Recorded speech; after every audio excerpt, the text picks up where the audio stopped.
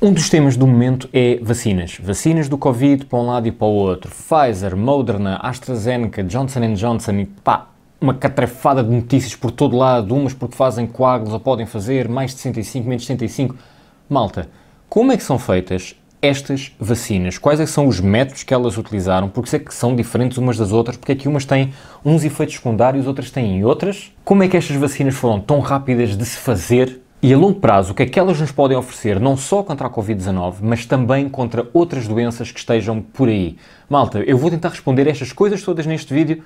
Fiquem até ao fim, façam gosto, subscrevam o canal e qualquer dúvida já sabem, comentem à vontade, eu vou tentar responder. Bem, então a primeira coisa a ter em consideração é que a vacina mais rápida alguma vez produzida e aprovada até hoje, à exceção destas da Covid, foi a vacina da papeira. Demorou 4 anos a ser feita. Só para ter uma ideia, a vacina da gripe demorou mais de 25 anos a ser feita, a da varicela demorou 27 ou 28. E claro que nós podemos dizer, ok, mas os tempos eram outros, a tecnologia era outra, obviamente, mas a forma como elas são feitas é que faz a grande diferença. Bora lá explorar isso. Primeiro começamos por perceber afinal o que é uma vacina. Uma vacina é uma forma de nós ensinarmos ao nosso corpo a como responder a uma ameaça. E existem 4 tipos convencionais de vacinas, aquelas que são utilizadas basicamente até agora. 4 tipos. Aquelas que são as duas formas mais normais de se fazer, as mais comuns, é a vacina em que nós temos o vírus morto, ou a vacina em que temos um vírus muito enfraquecido daquilo sobre o qual nós queremos ter proteção. Só para terem uma ideia, no caso da vacina da gripe, a vacina da gripe é feita com o vírus da gripe muito enfraquecido, o que quer dizer que muitas pessoas acabam por ter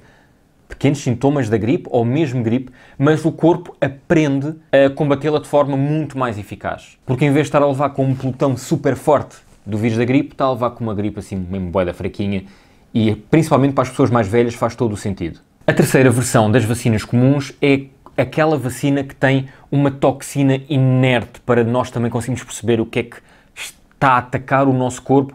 O mais normal, aquela mais famosa, é a vacina do tétano. O quarto tipo de vacina é uma vacina que o vírus não está todo na vacina. Digamos assim, imagina que tem um vírus deste tamanho e nós metemos lá só uma parte do vírus. Só uma pequena componente do corpo do vírus é que vai para a vacina. Uma vacina super famosa é a vacina da hepatite B, que funciona desta forma, em que o nosso corpo consegue identificar e compreender aquela pequena parte do vírus e então depois, se o vírus aparecer na sua totalidade, basta ter aquela pequena parte para se perceber, ok, isto tem que ser atacado, independentemente do que tiver agarrado à parte que o nosso corpo conhece. E isto é principalmente bom quando nós queremos dar algum tipo de proteção sobre um vírus que na realidade nós não queremos pôr para dentro do nosso corpo sob de maneira nenhuma mesmo. Olhando aqui para este quarto método de vacinas em que só utilizamos uma pequena parte do corpo do vírus, digamos assim, algumas vacinas contra a Covid-19 foram feitas dentro desta forma, mais ou menos, em que se pega basicamente no espigão de proteína que o vírus tem, aquele que se liga à nossa célula, e a partir daí, não tendo o corpo todo, tendo só um bocadinho do corpo, que é basicamente a ponte, o que faz a ligação, o espigão que se agarra a nós, o nosso corpo identifica só essa parte e não interessa o que está depois, ele simplesmente ataca tudo. A cena fixe é que essa parte de proteína que o vírus basicamente liga ao nosso corpo e que depois injeta para dentro da nossa célula, essa parte, por si só, não faz mal a ninguém, ela simplesmente é o início da ligação para o ataque do vírus. E, portanto, o nosso corpo olha para aquilo, percebe que é uma coisa que não devia estar dentro do nosso corpo e ataca-o.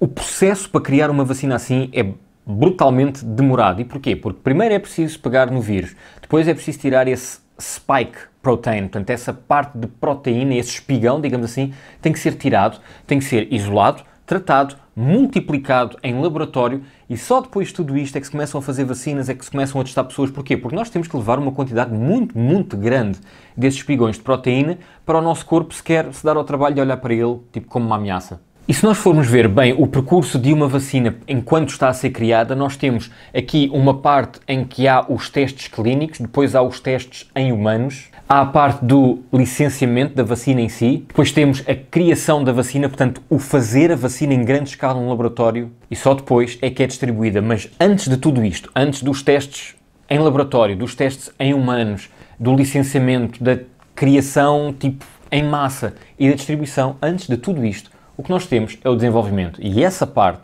é enorme. E porquê? Porque nós temos que criar e multiplicar esses agentes patogénicos, digamos assim, para uma escala brutal para as pôr dentro das vacinas. E temos que os trabalhar e fazer N coisas no desenvolvimento da vacina. O que leva a que, numa média, uma vacina, por exemplo, nos Estados Unidos, demore 7, 8, 9, 10 anos para ser aprovada. Desde o início do desenvolvimento até ser aprovada. 8, 9, 10 anos. O que claramente não era o que nós queríamos para este caso. Neste caso das vacinas da Covid-19, várias coisas foram feitas para acelerar o processo. Por exemplo, em vez de termos as 3 fases de testes em humanos, uns a seguir aos outros, o que fizemos foi quase sobrepor boa parte desses testes. Ainda a primeira fase estava a acabar para uns, já estava a começar a segunda fase para outros, e depois a meio da segunda fase de uns já estavam outros na terceira fase, para que tudo fosse mais compacto, mais rápido. E o mesmo na parte do licenciamento e do criar vacinas. Portanto, houve várias empresas que arriscaram não ter as coisas ainda todas completamente testadas, nem licenciadas, e já estavam a desenvolver em laboratório para elas estarem prontas assim que tudo tivesse aprovado. Mas, para além de tudo isto e para além de toda a inteligência artificial que ajudou a criar estes espigões o melhor possível, há uma cena que é completamente diferente. Que é, em vez de se utilizar apenas os laboratórios para se ir criando estes espigões em massa, utilizamos também o nosso próprio corpo. E para isso nós temos que perceber uma coisa: quase tudo o que está feito, quase tudo o que é criado no nosso corpo precisa de proteína. E como nós temos esta grande necessidade de proteínas, as nossas células estão sempre a criar essas cadeias proteicas, digamos assim. E para fazer isso, as nossas células pegam no DNA, no nosso ADN, e fazem novas cadeias, replicam essas cadeias, a qual se chama RNA mensageiro, que vocês provavelmente já ouviram falar na televisão, ou mRNA. E esse mRNA leva com ele a informação de como é que devem ser feitas as proteínas que o corpo precisa. E, portanto, esse mRNA chega à nossa célula, a nossa célula lê essa cadeia e, a seguir, faz a proteína com essa informação. E é dentro deste método que se criaram as vacinas da Covid-19. Não com bocados do vírus morto ou enfraquecido, mas com instruções, com informações para as nossas células. E então o que é que os cientistas decidiram fazer? Em vez de pegar, vamos supor, no coronavírus, que tem aqui um espigão, e tirar este espigão e começar a tratá-lo em laboratório e multiplicá-lo para fazer as vacinas, o que demora um montão de tempo, aquilo que eles fizeram foi, eles olharam para o coronavírus e perceberam qual é que é a sequência proteica que cria esse espigão, a sequência que tem a informação para a criação desse espigão proteico. Depois, basicamente, foi sintetizar essa pequena parte, esse mRNA, colocá-lo no laboratório, siga. E então, quando nós levamos a vacina, o que acontece? O que nós estamos a levar é um bocado desse mRNA. E o que é que acontece? O nosso corpo recebe esse mRNA e começa a criar espigões iguais ao do coronavírus. Portanto, o nosso corpo é uma própria fábrica de espigões de proteína do coronavírus, que depois o nosso corpo também vai perceber que não deve estar lá e vai atacá-lo. Portanto, em vez da incubadora, digamos assim, ser o laboratório, é o nosso corpo. E com isto, nós ganhamos meses e meses de desenvolvimento. Então o que é que acontece? Nós começamos a criar espigões por todo lado, e pum, pum, pum, pum, pum, o nosso corpo percebe, uou, isto está a mais, só o alarme, tragam a polícia, tragam os bombeiros, tragam tipo o que for. E então o nosso corpo primeiro produz e depois ataca o que acabou de produzir. Mas agora tu perguntas, e quais das vacinas que estão neste momento no mercado é que utilizam exatamente este método? Duas, a da Pfizer e a da Moderna. E também por isso é que foram as mais rápidas a chegar ao mercado. Agora, este método tem um problema. Qual é que é o problema? É que este mRNA que pertence ao coronavírus e que nós estamos a pôr dentro do nosso corpo com a vacina é brutalmente frágil, de um ponto de vista de precisa de estar dentro de uma, digamos, quase que bolsa protetora que nós criamos em laboratório e ao mesmo tempo tem de estar num ambiente muito frio. E por isso é que vocês de certeza já ouviram que a vacina da Pfizer e da Moderna têm que vir em caminhões frigoríficos, e o que é complicado para chegar a algumas zonas do mundo onde está muito calor, ou então é complicado de lá chegar e nós temos que lá chegar com certos tipos de caminhões a uma certa temperatura super baixa para a vacina funcionar bem. O problema é esse. No entanto, não são só estas duas vacinas, a da Pfizer e da Moderna, que estão aqui em luta. E o que é que também temos? Temos um outro tipo de vacina que o que é que faz? Em vez de utilizar o mRNA, o que utiliza é mesmo o ADN, o que torna a vacina principalmente muito mais estável. E o exemplo disso são as vacinas da AstraZeneca e da Johnson & Johnson, que não precisam deste tipo de refrigeração, por exemplo. No entanto, como é óbvio, também tem um problema. Qual é que é o problema? A questão é que este ADN, para entrar no nosso corpo, ser consumido por ele e também produzido, digamos assim, o que acontece? Nós temos que pegar num vírus que seja completamente inofensivo. Um vírus qualquer que nós conheçamos, que seja completamente inofensivo para nós, não nos faça nada, está cá dentro, é irrelevante. Nós pegamos nesse ADN, colocamos dentro desse vírus, colocamos isto tudo dentro da vacina e a vacina é-nos dada. E, portanto, esse vírus inofensivo é como se fosse só um transportador, em que nós recebemos e atacamos aquilo tudo. Qual é que é o problema neste caso? É que o nosso corpo vai ter cada vez mais defesas contra esse vírus inofensivo, então há uma altura que a vacina deixa de ser eficiente. Imaginem que nós vamos ter que tomar a vacina da AstraZeneca e da Johnson & Johnson todos os anos, vamos supor. O problema é que provavelmente todos os anos, ou perto disso, eles vão ter que mudar ligeiramente este vírus inofensivo, porque senão há uma altura em que o nosso corpo está de tal forma habituado a atacá-lo que nem sequer chega a haver a produção suficiente daquele ADN que está lá dentro para nós combatermos, na realidade, o coronavírus. E, portanto, é esta resistência que o nosso corpo vai criando a esse vírus inofensivo que é o problema a longo prazo. E que vai fazer com que, vamos supor, a da Pfizer e a da Moderna têm uma eficácia igual para sempre. Vamos supor que o vírus nunca tem qualquer tipo de mutação ou que as mutações que têm, o spike de proteína se mantém igual. O que acontece?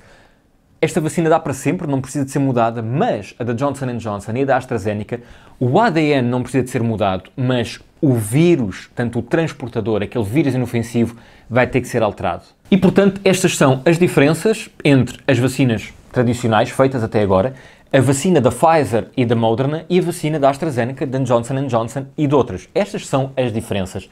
Mas, antes de terminar, malta, há aqui uma coisa muito, muito importante.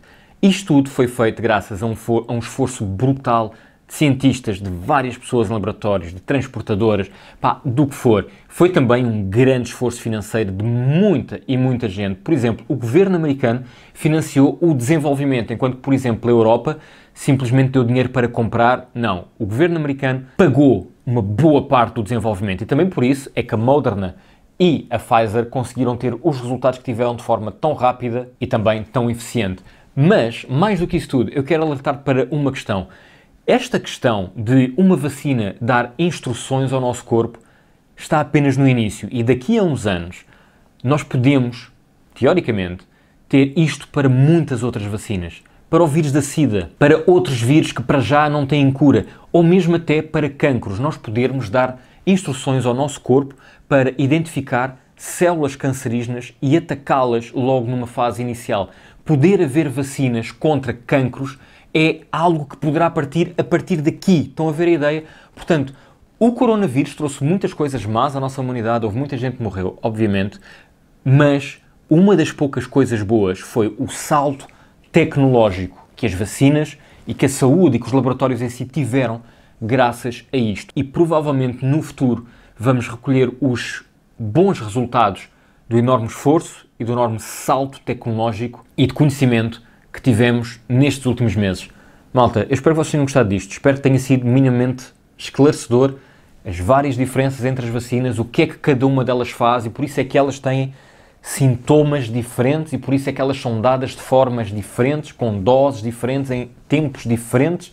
Por isso é que elas são todas um bocadinho diferentes. Uma coisa é certa, todas elas são muito boas a não nos levar a ter problemas graves com o coronavírus, mas isso é um tema provavelmente para um outro vídeo, em que eu vou explicar um bocadinho as diferenças dos resultados de cada uma destas vacinas. Mas primeiro, malta, comentem o que é que acharam deste vídeo, uma coisa completamente nova que eu decidi falar aqui no canal. Porquê? Porque tem uma parte tecnológica muito grande aqui por trás. Eu espero que vocês tenham gostado, não se esqueçam de subscrever o canal, para partilhar isto com os vossos amigos. Um abraço, malta, até à próxima.